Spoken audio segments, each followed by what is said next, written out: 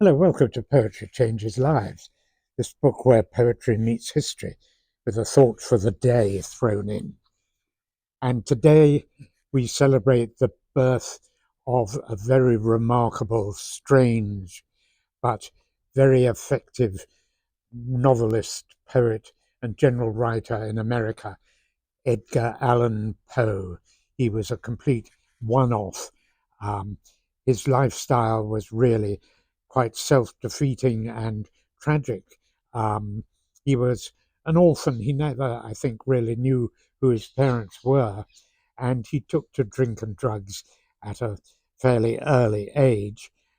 He allowed himself to uh, get into a whole lot of self-defeating behaviors. He married his 13-year-old cousin. She died at the age of 22. Everything sort of started getting out of control in his life. He was unable to really earn a living and never made a great deal of money out of his wonderful works, though he did get some recognition in later life. A lot of writers owe him a great debt. All our mystery and crime writers who've come after him, people like Conan Doyle, who invented Sherlock Holmes, Agatha Christie, and all the modern crime writers, they all owe a debt to Edgar Allan Poe. He was in some ways a very remarkable man. He was an animal lover.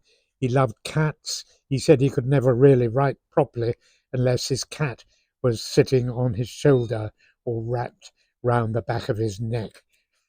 And his poetry did get quite popular. Here's an example I'm going to read. It's a poem called El Dorado that was written in response to the California gold rush that was taking place in the early 19th century. Here we are, El Dorado.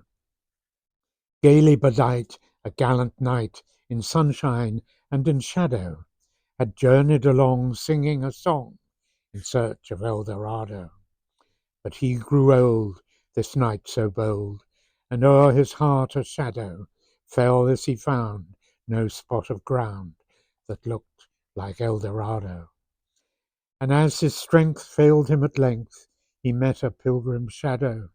Shadow, said he, where can it be, this land of El Dorado?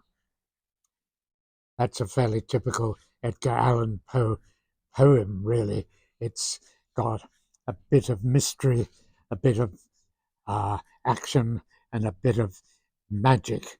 And that's a pretty unique combination even today, and it certainly was in the early 19th century.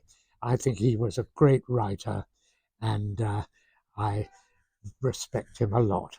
Today, I shall try and set achievable goals and live a life according to healthy principles. Thank you for listening.